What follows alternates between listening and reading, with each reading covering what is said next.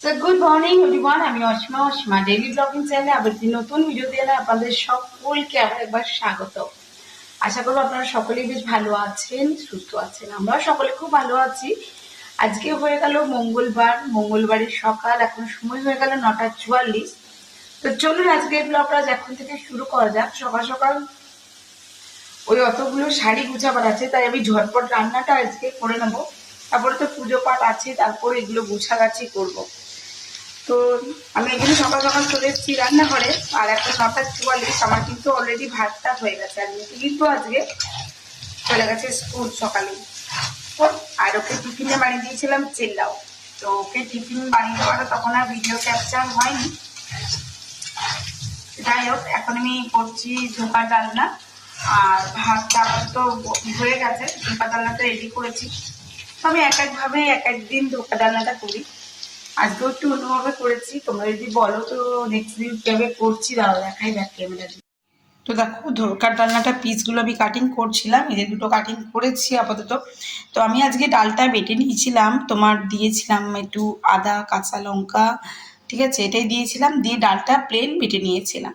বেটে নেবার পরে আমি এটাকের মধ্যে একটা বাটিতে ঢেলে এর মধ্যে কিছুটা মশলা দিয়ে ভালো করে ফেটে নিয়েছি। নিয়ে নেবার পর আমি যেটা করছি সেটা হলো কড়াইতে নেড়ে নিয়েছিলাম ডালটা ভালো করে নিয়ে নেওয়ার পর একটা এই যে প্লেটটার মধ্যে দেখছো, এটাতে আমি তেল দিয়ে ব্রাশ করে নিয়েছিলাম। তারপর হাতে করে প্রেস করে করে দেখো এইভাবে আমি এটা ছড়িয়ে দিয়েছি। বেশ খানিকক্ষণ আমি এটা ফ্রিজে রেখে দিয়েছিলাম ঠান্ডা হওয়ার জন্য। দেখো পিসগুলো কত সুন্দর উঠছে। আমি অনেকভাবেই করি ধোকার ডালনাটা। দেখো, এই দেখো তোমাদের সামনে এগুলো খুলে দিচ্ছি, দিয়ে এইভাবে আমি এটা শক্ত একটু হয়েছে, মানে খুব শক্তও করবে না, তাহলে কেমন একটা খেতে বুকে মানে বড়াটা বাজবে, তার জন্য। তো এই দেখো আমার বড়াগুলো কেটে নেওয়া হলো। আমি এবার এটাকে ফ্রাই করব তেলে, ঠিক আছে।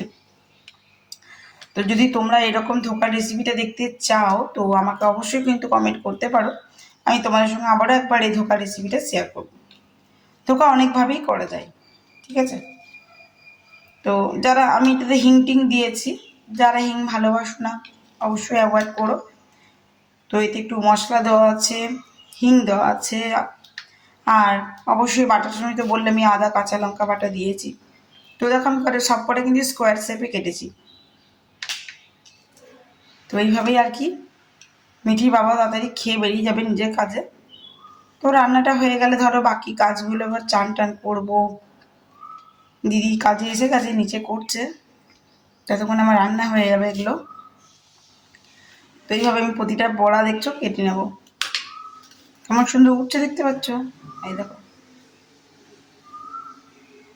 তো চলো, এদিকে তেল আমার দেখো গরম হচ্ছে, আমি এবার এগুলো ভেজে নেবো ঝটপট। সব বড়াগুলোকে আমি এভাবে লাল লাল করে দেখো ভেজে নিয়েছি। এখন এতগুলো বড়া আমার ভাজতে বাকি আছে। তবে এটা স্টোর করেও রাখা যায়, যদি এটাতে তুমি ভেজে একটা বাটির মধ্যে ভরে স্টোর করে রাখতে চাও। সেদিকে আমি বসিয়ে দিলাম মুগের ডাল, সবজি দিয়ে দেখো আলু, মটরশুঁটি, গাজর এগুলোই দিয়েছি, আর মুগের ডালটা বসিয়ে দিয়েছি। আর যেহেতু মঙ্গলবার তার জন্য নিরামিষ। আর এদিকে বড়াগুলো এই যে ভাজা হয়ে গেছে। চলো, সো এদিকে আমার ধোকার ডালনা একেবারে রেডি হয়ে গেছে। আর এবারে দিদি চলে এসছে কাজে, এবার দিদি এগুলো সব পরিষ্কার করে নেবে। এই দেখুন মিঠির বাবার খাওয়া কমপ্লিট, খেয়ে চলে গেছে। আর এই যে মুগের ডাল আর নিম বেগুন ভাজা। এখন বেজে গেছে তোমার 8টা 9। তো চলো আমি যাই এখন মন্দির। আর মন্দিরের জন্য সমস্ত জিনিস আমার এখানে ভরা হয়ে গেছে, মালা বানানো হয়ে গেছে। তো চলো মিষ্টি মিষ্টি নিয়ে তারপর আমি মন্দির ঢুকে যাবো। সেদিকে আমার পুজোর জিনিস না কমপ্লিট। তো চলুন মাকে একবার দর্শন করে দিই। প্রতিদিনের ন্যায় আজকেও আপনার সঙ্গে মায়ের দর্শন করিয়ে দিলাম।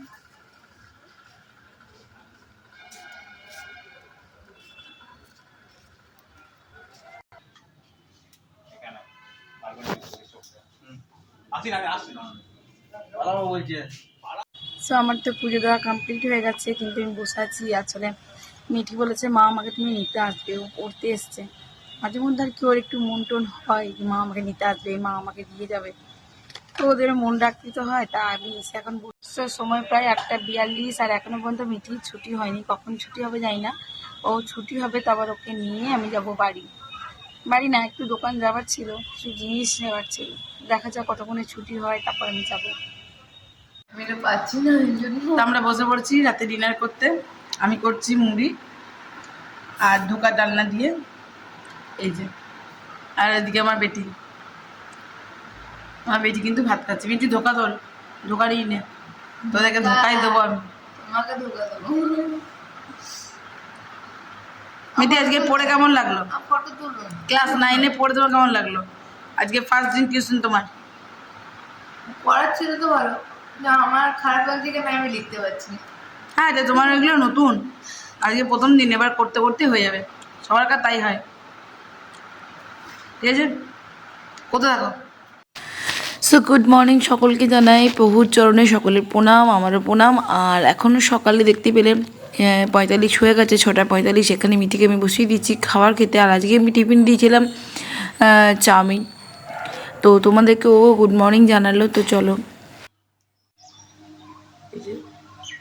খুব হাঁটছে।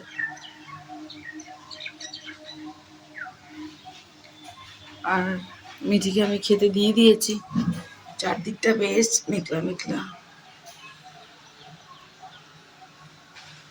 সূর্য মামার দেখা নেই, পুরো মেঘলা হয়ে আছে, পুরো ঝড় চলছে।